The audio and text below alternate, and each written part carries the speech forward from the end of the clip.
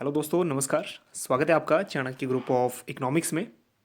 दोस्तों, आज हम डिस्कस करेंगे एनटीए यूजीसी नेट पेपर 1 का एक टॉपिक। तो खैर, ये टॉपिक हमने रैंडमली पिक किया है अपने ऑनलाइन बैच में से। तो आज हम बात करेंगे आईसीटी के बारे में, मतलब इंफॉर्मेशन एंड कम्युनिकेशन टेक्नोलॉजी के topic digital initiative in higher education के बारे में। अब देखो, डिजिटल इनिशिएटिव्स में एक ही ऐसा इनिशिएटिव है जो काफ़ी इंपॉर्टेंट है और उसी के अंदर कितने हैं, 14 इनिशिएटिव्स ऐड हैं। तो आज हम 14 इनिशिएटिव्स जो गवर्नमेंट ने लिए हैं हायर एजुकेशन से रिलेटेड, मतलब जो डिजिटल हैं, तो उनको हम डिस्कस करने वाले हैं यहाँ पे। तो अगेन, तो जो ये वाला टॉपिक है आपका, एक तो ये यहाँ पे भी कवर होगा आईसीटी में, और इसके साथ साथ ये जो आपने टीचिंग एप्टीट्यूड का एक टॉपिक है उसमें भी ये कवर होगा, क्योंकि उसमें भी ये स्वयं प्रभा और जितने भी डिजिटल इनिशिएटिव्स हैं उनका मतलब सिलेबस में इन्होंने मेंशन किया हुआ है। तो कुल मिला के ये मतलब आपका टॉपिक यहाँ भी काम आने वाला है और टीचिंग एप्टीट्यूड में भी काम आने वाला है। तो इसको बिल्कुल भी मिस मत करना। तो चलिए दोस्तों, शुरू करते हैं ये आज का इम्पोर्टेंट टॉपिक। सबसे पहले हम ये समझते हैं कि जो इनिशिएटिव्स फॉर हायर एजुकेशन है, ये क्वेश्चन देखो कहाँ से बनता है। ये सिर्फ एक ही जो एक प्रोग्राम था यहाँ पे, national convention on digital initiatives for higher education. देखो, ये एक बहुत बड़े लेवल का एक प्रोग्राम था जो 8th 9th एंड 10th जुलाई को, मतलब 2017 को विज्ञान भवन न्यू दिल्ली में हुआ था। अब ये एक ऐसा प्रोग्राम था डिजिटल इनिशिएटिव्स के ऊपर जो हायर एजुकेशन में हुआ था। इसमें जनरली 14 इनिशिएटिव्स लिए गए थे।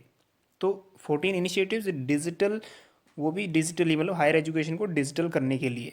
तो जो ये 14 इनिशिएटिव्स हैं, इन्हीं इनिशिएटिव्स में से कुछ क्वेश्चन तो ऑलरेडी आ चुके हैं, और 14 इनिशिएटिव में से एक या दो क्वेश्चन श्योरली अपकमिंग एग्ज़ाम में आएंगे।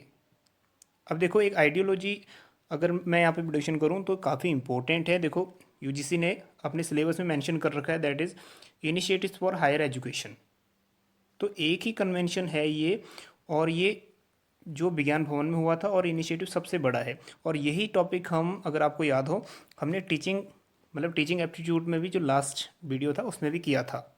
सो on the auspicious day of Guru Purnima 9th July 2017, the ministry of HRD will organize, खैर दैट अब तो ऑर्गेनाइज हो चुका है, an innovation and best practices conferences on digital initiative in higher education held in Vigyan Bhavan. विज्ञान भवन में हुआ है, भी हुआ था, that means digital initiatives in higher education. तो यही एक टॉपिक बना के यूजीसी नेट ने अपने सिलेबस में डाला हुआ है। तो जाहिर सी बात है क्वेश्चन यहीं से आएगा। दैट अब इसके कुछ एम है, जो एम है ये वाला भी इंपॉर्टेंट है कि क्या एम है, क्या ऑब्जेक्टिव है। The aim to raise the gross enrolment ratio in the higher education from 24.5 जो 2015-16 में था, उसको बढ़ा के करना है 30/2020। अब देखो, gross enrolment ratio higher education में पहले मतलब कितने परसेंट जो स्टूडेंट्स हैं वो हायर एजुकेशन में एनरोल कर रहे हैं। अब इसमें हायर एजुकेशन में ये ऑलरेडी आ चुका है क्वेश्चन 2015 या 2014 के पेपर में, कि हायर एजुकेशन में ग्रॉस एनरोलमेंट रेशो कितना है। तब 23 यूजीसी ने इसको करेक्ट आंसर किया था। ये तो ऑलरेडी यूजीसी नेट में आ चुका है, लेकिन एक यहाँ से उम्मीद है आने की कि भाई 2020 तक इस प्रोग्राम के तहत क्या एम है। तो एम क्या है, ग्रॉस एनरोलमेंट रेशियो को 30 कर देना। तो इसको अंडरलाइन कर लेना। And the quest to enhance the quality of education would required a large scale expansion of the high quality education opportunities. अब इसका मेन एम था हायर एजुकेशन को तो प्रमोट करना ही है through digital, and online education addresses the rural urban divide, which is manifested by the fact that at present India has 4.5 graduates, मतलब अगर हम कहें 4.5% ग्रेजुएट हैं रूरल एरियाज़ में, और वहीं 17% ग्रेजुएट्स हैं अर्बन एरियाज़ में। तो कहीं ना कहीं 4 मल्टीपल ज़्यादा, मतलब 4 गुना ज़्यादा एजुकेटेड हैं या फिर ग्रेजुएट्स हैं अर्बन एरियाज़ में। अगर हम फीमेल की बात करें तो फीमेल, अगर हम बात करें तो 2.2% फीमेल ग्रेजुएट हैं रूरल एरियाज़ में, वहीं 13% फीमेल ग्रेजुएट हैं अर्बन एरियाज़ में। तो कहीं ना कहीं अगर आप देखो 6 मल्टीपल मतलब 6 गुना ज़्यादा वुमेन एजुकेटेड हैं अर्बन एरियाज़ में। और उसके बाद एम्प्लॉयबिलिटी को बढ़ाना, मतलब डिजिटल प्लेटफॉर्म को ऐसा बना देना कि ये स्किल भी इम्प्रूव करे, ताकि एम्प्लॉयमेंट जनरेट, या फिर हम में इतनी स्किल आ जाए कि हम खुद एक एम्प्लॉयबल बन जाएं, मतलब कुछ काम करने के लायक। एंड यूजेस इंटरनेट, जो मेन फोकस दिया था वो दिया था इंटरनेट पे ही। तो अब यहाँ पे so the penetration of IT infrastructure is expected to increase the internet users from, अब देखो करेंटली ये भी क्वेश्चन बन सकता है कि करेंटली इंटरनेट यूज़र हैं 40.9 करोड़ 2007 मतलब 2016 में, और उसके बाद इंक्रीज़ करके कितना कर देना 73.5 करोड़ कर देना 2021 में। तो ये था target. And this will enhance access to online courses to youth. तो इंटरनेट एक मेन अहम रोल प्ले करता है डिजिटल लिटरेसी में। वहीं स्मार्टफोन्स, अब देखो मोस्टली जितने भी यूथ है या फिर जितने भी स्टूडेंट्स हैं, सबके पास स्मार्टफोन तो है, मतलब बहुत रेयर होगा कि किसी के पास स्मार्टफोन नहीं होगा। So increasing penetration of the smartphones which is expected to increase 29 crore थे 2016 में, और 2021 तक टारगेट है कि 47 करोड़ यूज़र्स, मतलब 47 करोड़ स्मार्टफोन यूज़र्स हो जाएंगे। ओके, अब इसके कुछ ऑब्जेक्टिव्स हैं, ऑब्जेक्टिव्स ऑफ द कन्वेंशन। तो इसके अगर हम बात करें, पहला ऑब्जेक्टिव तो यही है जो स्वयं या फिर स्वयं प्रभा हमने किया था लास्ट में, सो उसको प्रमोट करना। So digital initiatives for higher education namely Swayam, the indigenous मूक पोर्टल, और मूक क्या होता है मूक पोर्टल, इसकी भी हमने स्टडी की थी, थोड़ा उसको भी रिकॉल कर लेना। उसके बाद स्कीम थी स्वयं प्रभा, जिसके तहत क्या होता था 32 डायरेक्ट टू होम चैनल्स, मतलब D2H चैनल्स इन्होंने मतलब टेलीकास्ट किए थे। आज भी ये चैनल्स यहाँ पे आपके D2H सर्विसेज में अवेलेबल हैं। और नेक्स्ट है नेशनल डिजिटल लाइब्रेरी, मतलब एक डिजिटल लाइब्रेरी जो ई कंटेंट प्रोवाइड करें।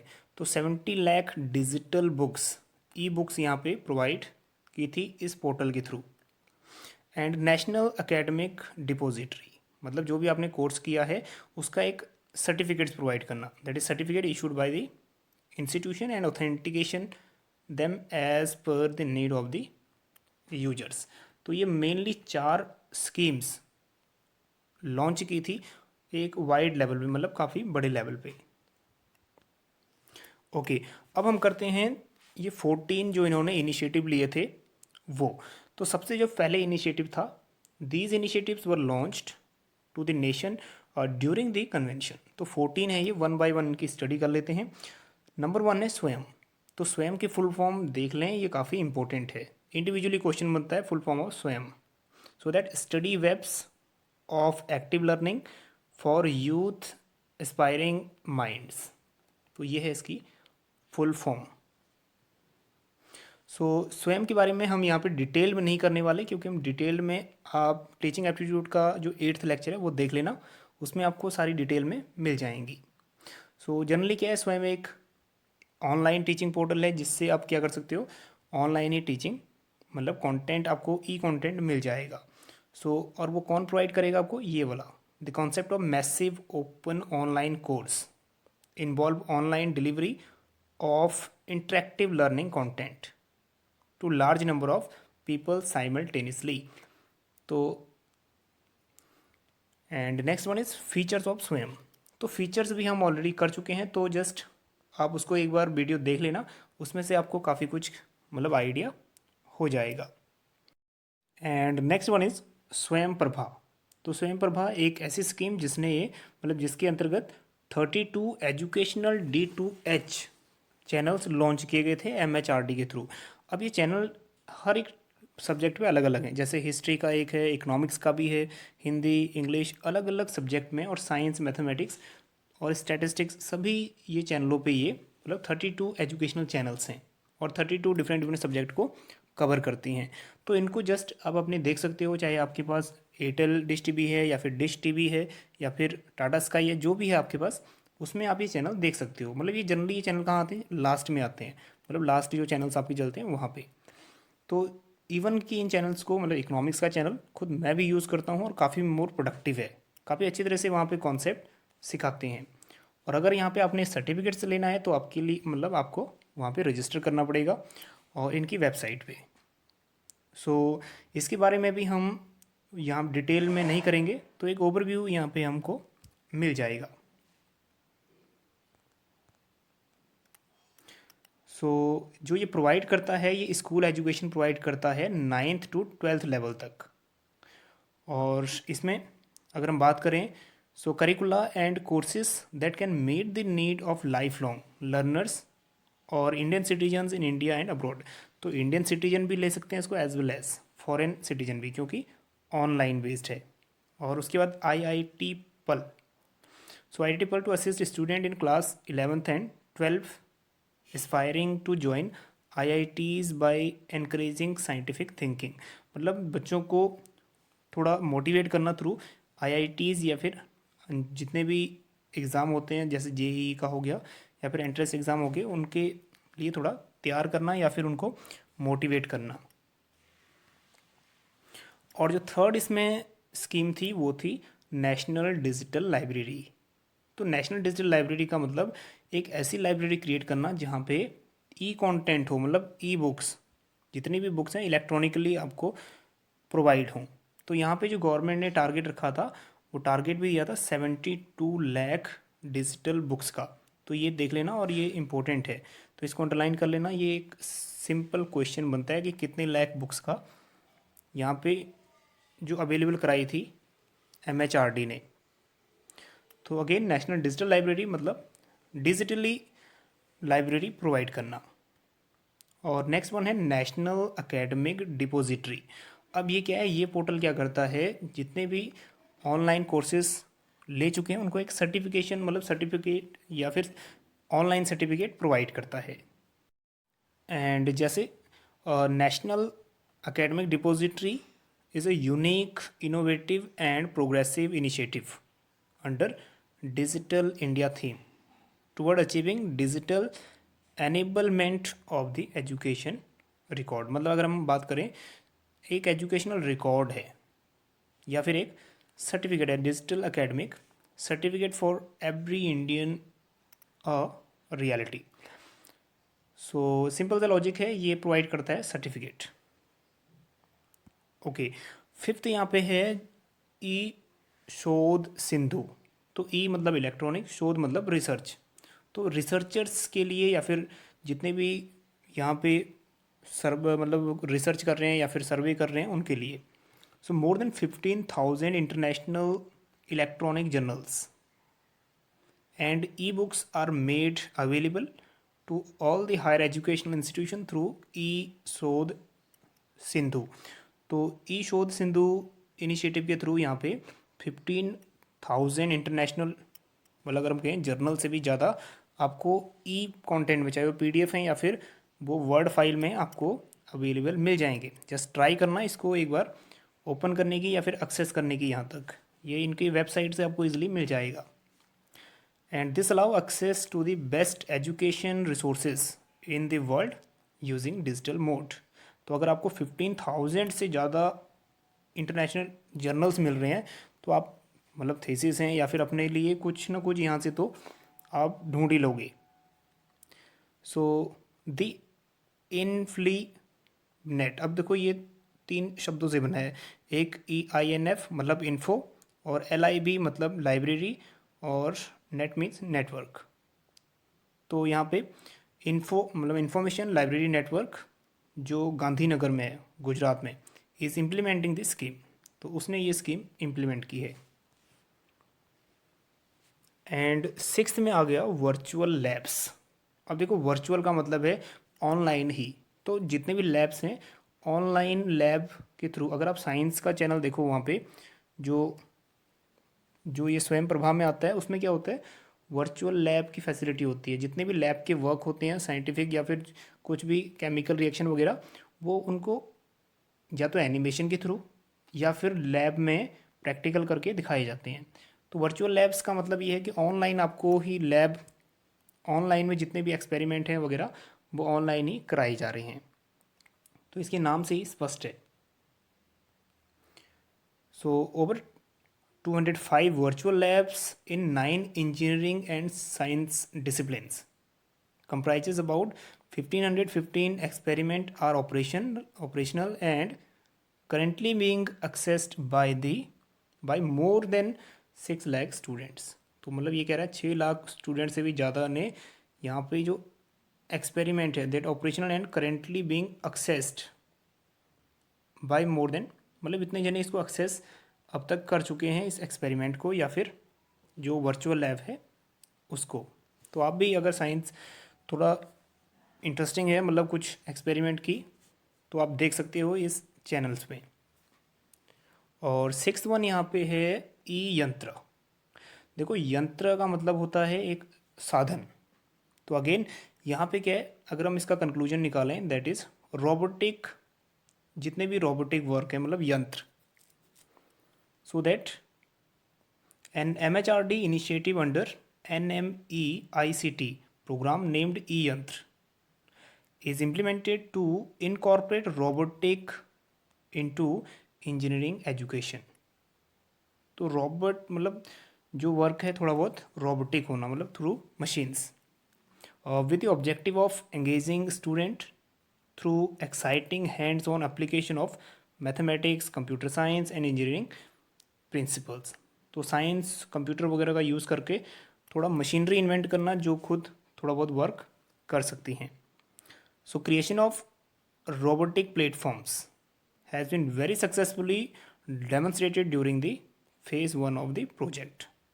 तो अब देखो रोबोटिक जो मशीनरी वर्क है वो काफ़ी मतलब ज़्यादा लेवल तक बढ़ चुका है। तो इसीलिए यहाँ पे ये कंटेंट शुरू किया ई यंत्र। तो ये डिफरेंट डिफरेंट कॉलेजेस में या फिर इंजीनियरिंग यूनिवर्सिटीज़ या फिर कॉलेजेस में भी इम्प्लीमेंट हुआ है। और आप इसको इस साइट से भी मतलब इस वेबसाइट से एक्सेस कर सकते हो www.eyantra.org। और एट्थ यहाँ पे जो इनिशिएटिव है वो है कैंपस कनेक्टिविटी। तो कैंपस कनेक्टिविटी का मतलब क्या है, जो कैंपस का मतलब कैंपस है या यूनिवर्सिटी है जो जोग्राफिकल एरिया है उसको कनेक्ट करना किससे, इंटरनेट से। तो डिफरेंट डिफरेंट के चीज़ों के लिए, डिफरेंट डिपार्टमेंट के लिए यहाँ पे अलग अलग कनेक्टिविटी स्पीड दी गई है। जैसे establishment of 1 GB/s connectivity to universities and 20,512 kbps broadband connectivity to colleges has been provisioned under the NMEICT। तो यहाँ पे 600 यूनिवर्सिटीज़ हैं जिसको 1 GB/s की स्पीड प्रोवाइड की मतलब की गई है, और डिफरेंट कॉलेजेस हैं और डिफरेंट डिफरेंट स्पीड्स उनको प्रोवाइड की जा रही है। तो सिंपल सी बात है, कैंपस कनेक्टिविटी मीन्स जो भी कैंपस का ज्योग्राफिकल एरिया है उसको कनेक्ट करना थ्रू इंटरनेट। और जो 9th इनिशिएटिव है वो है टॉक टू अ टीचर। अब देखो आपको जितने भी हैं ये सब करने इसलिए ज़रूरी हैं क्योंकि हो सकता है कि आपको ये क्वेश्चन आ सकता है कि which of the following is not a initiative of that scheme, या फिर हायर एजुकेशन इनिशिएटिव कौन सा डिजिटल नहीं है, या फिर जो एक हम बात करें कि ये इनमें से कौन सा नहीं है, कुछ भी आ सकता है क्वेश्चन। तो इसलिए 14 की 14 करने ज़रूरी हैं। So talk to a teacher का मतलब ये है कि आप टीचर से भी इंटरेक्ट कर सकते हो थ्रू, अगर यहाँ थ्रू कम्युनिकेट थ्रू जितने भी मोड होते हैं कम्युनिकेशन के, चाहे वो चैटिंग के थ्रू है चाहे वो डिफरेंट अलग अलग मोड है। So talk to a teachers developed by IIT Bombay. तो ये जितने भी IITs हैं ये आइडियाज़ इन्हीं के हैं बेसिकली। कोई IIT बॉम्बे हो गया, खड़गपुर हो गया, या फिर दूसरे IITs हैं, तो इनको मर्ज करके ये एक मतलब हायर एजुकेशन के लिए डिजिटल इनिशिएटिव्स लॉन्च किया है। तो IIT बॉम्बे ने ये लॉन्च किया है talk to a teacher. So is an initiatives of national mission on education through ICT। अब देखो अगर हम बात करें यहाँ से काफ़ी क्वेश्चन ऑलरेडी आ चुके हैं। अब ये भी ऑलरेडी UGC नेट एग्ज़ाम में पहले ही आ चुका है, इसकी full form national mission on education through ICT. तो कहाँ से पिक किए हैं क्वेश्चन, यहीं से पिक किए हैं, तो यहाँ से कुछ भी मिस मत करना। So again it uses a view collaboration tools. The collaboration किसका, बच्चों का या फिर टीचर्स का। Collaboration tools to develop by Amrita university. अब ये वाली फैसिलिटी जो कोलोब्रेशन टूल है ये डेवलप किया है अमृत्य यूनिवर्सिटी ने for providing virtual classrooms to faculty across the country. तो different different universities, different different IITs ने अपना कंट्रीब्यूशन दिया है डिजिटल इनिशिएटिव्स के लिए। ओके इसके बाद आ गया 10th ई आचार्य। तो आचार्य क्या है, जो गुरु, मतलब जो भी हमें टीच कर रहा है, सो ये भी लॉन्च किया है। So e Acharya also called integrated e content portal of NMEICT। और अगर हम ओवरऑल बात करें इसकी, जो ई आचार्य ये स्कीम है ये जुड़ी हुई है ई विद्वान से, मतलब नेक्स्ट हम पढ़ेंगे उसको। ई विद्वान का ही मतलब यही है, जितने भी ये इंटीग्रेटेड ई कंटेंट पोर्टल है, मतलब जो भी ये कंटेंट तैयार किया है वो विद्वानों ने, मतलब स्कॉलर्स ने मिलकर ये कंटेंट तैयार किया है। तो कुछ ही सिलेक्टेड, मतलब अगर हम बात करें 180 या अप्रॉक्सीमेटली यहाँ टीचर हैं जो बिल्कुल ही यूनिवर्सिटीज़ से रिकग्नाइज्ड हैं। तो मतलब काफ़ी स्किल्ड टीचर यहाँ पे जो जो है वो टीच करते हैं।